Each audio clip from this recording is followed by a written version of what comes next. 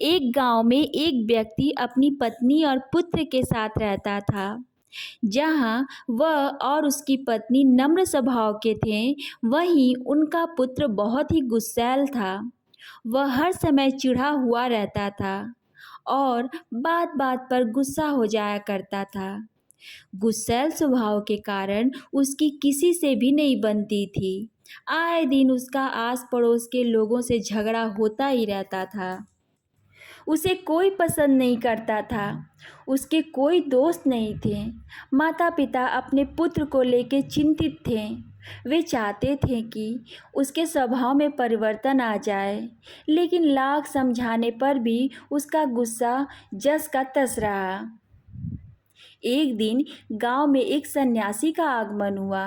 वह विचित्र तरीके से लोगों के जीवन में सकारात्मक परिवर्तन लाने के लिए लोकप्रिय थे। जब माता-पिता ने उनके बारे में सुना तो अपने पुत्र को लेकर उनके पास पहुँचे और बोले, बाबा, ये हमारा पुत्र है। समस्या ये है कि इसे गुस्सा बहुत आता है। गुस्से पर इसका कोई नियंत्रण नहीं है। ये हर किसी से लड़ पड़ता है। हमारे समझाने का भी इस पर कोई असर नहीं होता है। आप कुछ ऐसा करें कि ये गुस्सा करना छोड़ दे। सन्यासी ने कहा, ऐसा करो, आप अपने पुत्र को आज दिन भर के लिए मेरे पास छोड़ जाओ।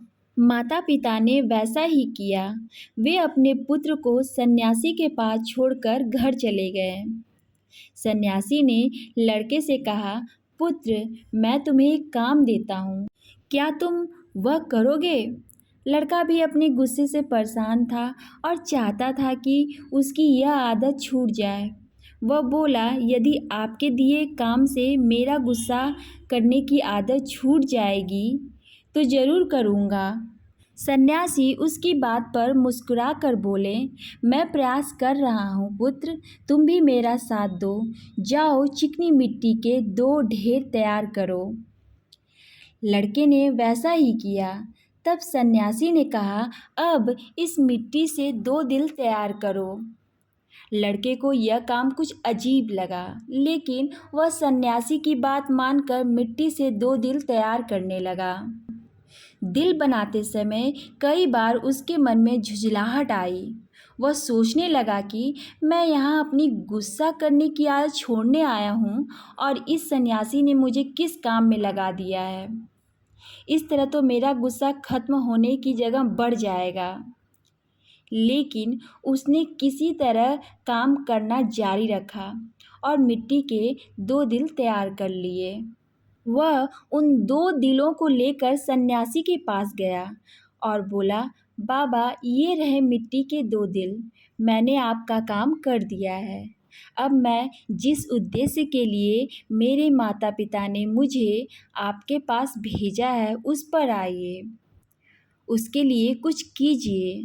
सन्यासी बोला, मैं अच्छी तरह जानता हूँ पुत्र कि तुम यहाँ क्यों आए हो। पहले मेरा यह काम कर दो, फिर मैं तुम्हारे गुस्से के लिए कुछ करता हूँ। बताइए अब क्या करना है?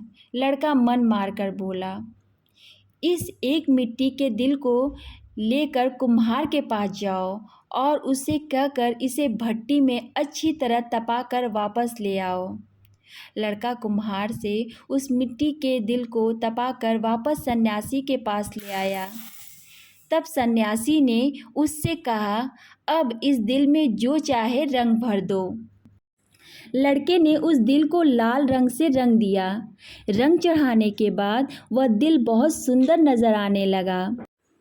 लड़के ने जब अपने दिन भर की मेहनत से तैयार उस दिल को देखा तो बहुत खुश हुआ और सोचने लगा कि सन्यासी बाबा से कहकर मैं इसे अपने घर ले जाऊंगा और अपने कमरे में सजाऊंगा। वह खुशी खुशी सन्यासी के पास गया और दिल दिखाते हुए बोला, बाबा देखिए, रंग भरने के बाद ये दिल कितना सुंदर दिखने लगा। हाँ, ये बहुत सुंदर दिख रहा है। आखिर तुमने इतनी मेहनत से इसे तैयार किया है, लेकिन अब तुम्हें इस दिल पर हथौड़ा से चोट करनी होगी। कहते हुए सन्यासी ने एक हथौड़ा लड़के के हाथ में पकड़ा दिया।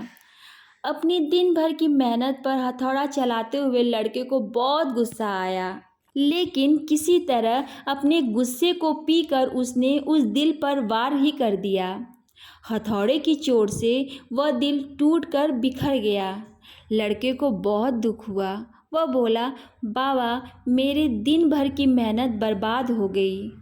लेकिन सन्यासी ने उसकी बात पर ध्यान नहीं दिया और मिट्टी का बना दूसरा दिल उसे देते हुए कहा, अब इस दिल पर भी हथौड़ा से वार करो। लड़के ने वैसा ही किया, लेकिन हथौड़े के वार से उस दिल पर हथौड़े का निशान उभर आया, लेकिन वह टूटा नहीं। लड़का आश्चर्यचकित होकर कभी उस दिल को तो कभी सन्यासी को देखने लगा। वह सोचने लगा कि मेरे माता पिता मुझे किसके पास लेकर आए हैं, ये सन्यासी बाबा तो मुझे पागल लगते हैं। वह बोला, मेरा पूरा दिन यहाँ बेकार के काम में चला गया, अब मैं यहाँ एक क्षण भी नहीं रुकने वाला, मैं जा रहा हूँ। ठहरो, सन्यासी ने उसे रोका। आज दिन भर तुमने जो काम किया उसका वास्तविक अर्थ तो समझते जाओ। लड़का ठिठक गया। सन्यासी उसे समझाते हुए कहने लगे, पुत्र, जिस मिट्टी के दिल पर तुम काम कर रहे थे वो वास्तविक दिल का छद्म रूप था। जैसे तुमने मिट्टी के दिल को आग की गर्मी में तपाया, वैसे ही अपने दिल को भी क्रोध की भट्टी में तपाते हो। तुम्हें ऐसा लगता है कि इस तरह तुम इस दुनिया के सामने मजबूती से खड़े हो, लेकिन ऐसा नहीं है।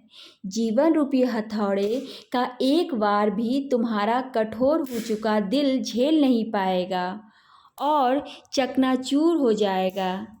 ऐसे में तुम संभल नहीं पाओगे। जीवन के दुख दर्द को सहन करने के लिए तुम्हें अपना दिल नरम बनाना होगा। तब जब भी उस पर कोई दुख आएगा, उस पर कुछ समय के लिए असर जरूर होगा, लेकिन वह टूटेगा नहीं, बल्कि कुछ दिनों में संभल जाएगा। क्रोध जितना नुकसान दूसरों का करता है, उससे कहीं अधिक तुम्हारा स्वयं का करता है। इसलिए क्रोध करना छोड़ दो, अपने दिल में प्रेम और क्षमा को स्थान दो, उसे विनम्र बनाओ। लड़के की आंखें खुल चुकी थीं। उसने सन्यासी को वचन दिया कि वह अब से अपने क्रोध पर काबू रखेगा और अपना व्यवहार सुधारेगा। सो गाइज़, ये स्टोरी हमें ये सिखाती है कि हमें अपने क्रोध पर नियंत्रण रखना चाहिए। अगर हम अपने क्रोध पे नियंत्रण रखेंगे तो दूसरों का भला होगा ही, साथ साथ हमारा भी भला होगा। सो गाइज़, आप लोगों को ये स्टोरी कैसी लगी? अगर अच्छी लगी होगी तो प्लीज़ मेरे चैनल को सब्सक्राइब करिएगा एंड सपोर्ट करिएगा। सो मिलते हैं नेक्स्ट वीडियो में। Thanks for watching.